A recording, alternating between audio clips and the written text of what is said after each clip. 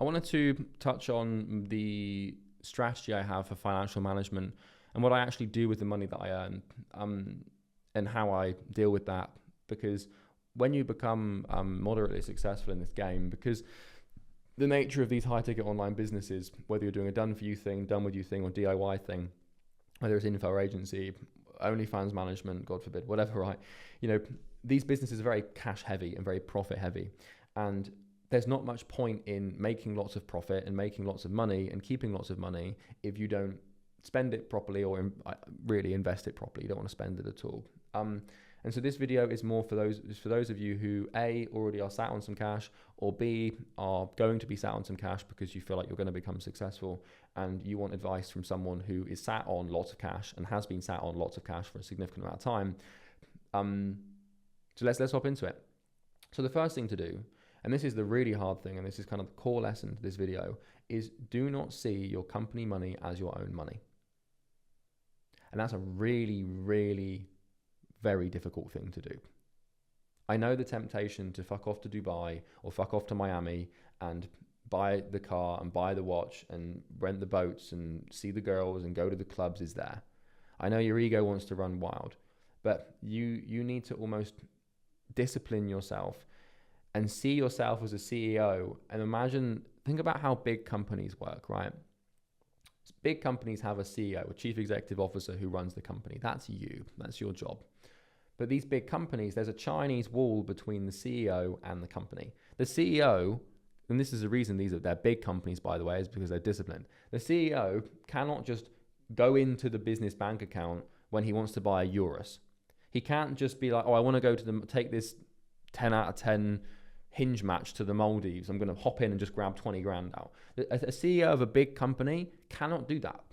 CEOs still have to be disciplined with their salaries and et cetera, et cetera. Now, CEOs will get paid a lot. They'll get big salaries and they'll get bonuses. But the proportion to what the CEO gets paid in correlation to what the company makes is so disproportionate. So what this means is a big company could make $1 billion in profit over the year. And the CEO might only make 6-7 mil, which is still a lot of money, right? He could make 10 mil. Maybe he makes 8, maybe he's an 8-figure earner at that point. It's still a lot of money. Don't get me wrong.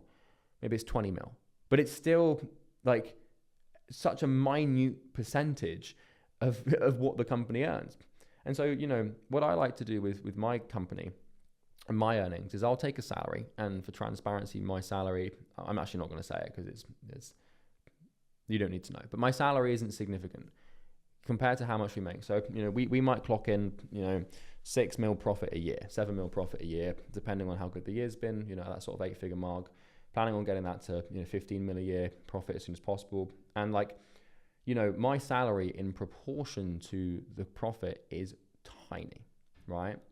And at the end of the year, my business partner and I will do a discretionary director's bonus. And, we'll decide okay, well, this is, how much we want to take out of the company. We'll do like a little personal profit share, if that makes sense. But again, it's not like we're putting out like 50% of the profits or 40% or 30% or anything crazy like that. 25%, 20% is mad.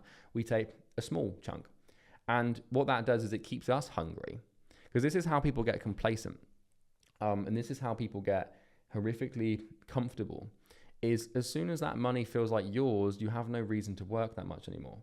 And so what I like to do, and what my business partner like to do, is we like to financially starve ourselves. Now, not literally, I'm not starving. I'm still very comfortable. I've got enough income to spend money without thinking about it. I am financially free, but I'm not rich. Does that make sense? I'm not fuck you money rich yet, where I've got enough in my personal assets to just be like, oh, I don't have to work in if I don't want to. And what this does is it keeps you on your toes. Now, I'm rich from the perspective of the fact that my company has pretty large cash reserves, pretty significant investments in lots of different places. And, if I needed the money, I could pull it out if I had to. So let's say that, tomorrow I got in a car crash. Touch wood, I don't.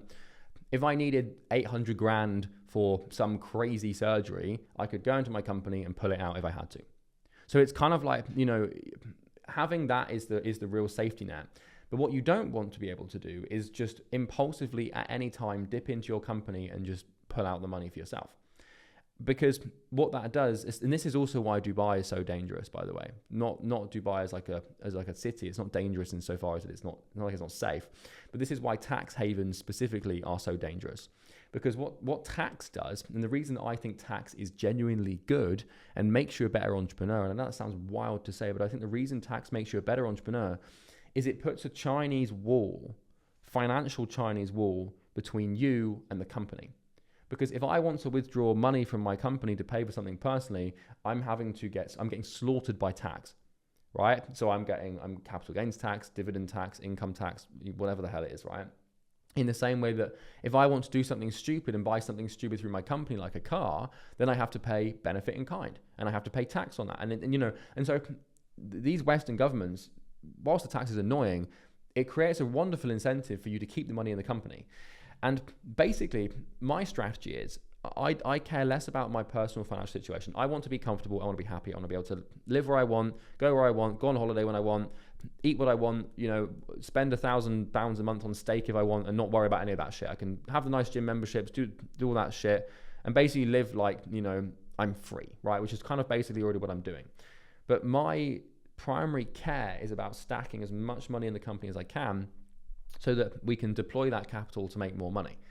And so what you kind of want to see this as is like your business is like a machine, and the machine runs on cash flow and it runs on reserves and it runs on money.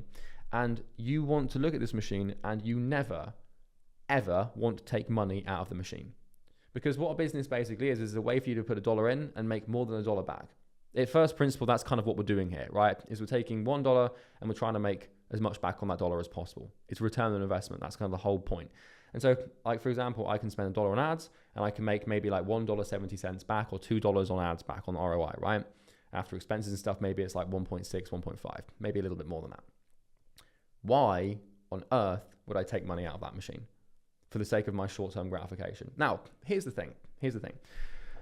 All of those things that you want, the cars, the mansions, and trust me, I've been there. I've been a fucking idiot. I lived on the Palm in Dubai. I had the fucking cars and all the fucking dinners and girls and all this lifestyle. It was stupid. If you want that lifestyle, that's not a problem. Just wait until you're sat on like 100 mil liquid. Because what happens then is when you get to that point where you've got hundreds of millions liquid or even tens of millions liquid, right? However much, whatever goal you want to set here. What happens is then you can live that lifestyle without it being a burden or a worry. Because what happened to me is like I was making like 800k a month profit, but then I was spending like 30k a month on rent, and I was spending another to be fair, objectively speaking, compared to how much we're earning, it's not that much, but still, there's me and my business partner. It's just that lifestyle it weighs you down. It becomes a weight that you have to sort of drag along with you and worry about and think about in the back of your mind. And what you want to do instead is try and live somewhere and live in a way that is below your means, that doesn't cause you stress, basically, because you don't want this thing in the back of your mind where you're like, shit, I'm spending way too much money, because that basically hinders your business. And so, that's kind of how I see the financial management side of things when it comes to money. And, if you're wondering what I invest in, it's just low risk, long-term assets, like just low risk shit. We've got a couple of very risky investments, specifically in a software company. We've got some crypto and stuff, with just being gambling and being stupid, but that's nothing we can't afford to lose, if that makes sense. And once you've been in the info high ticket space or the agency space, and you've been able to operate on a plus 60% margin for 3 to 4 years, you stack millions. And those millions, like, they're there, and there's always this thing in the back of your mind, like, oh, what if I just want this? And as soon as you start pulling it out, like, the business dies. So you don't want to do it, and you want to be disciplined, and you want to have that. This is why I like living in a high tax country. Yes, I pay tax on profit, and yes, I pay tax on income, and it's annoying, but it stops me from being an idiot and just taking money out. So yeah, I wanted to just talk about that for a second. Might help you. Talk soon.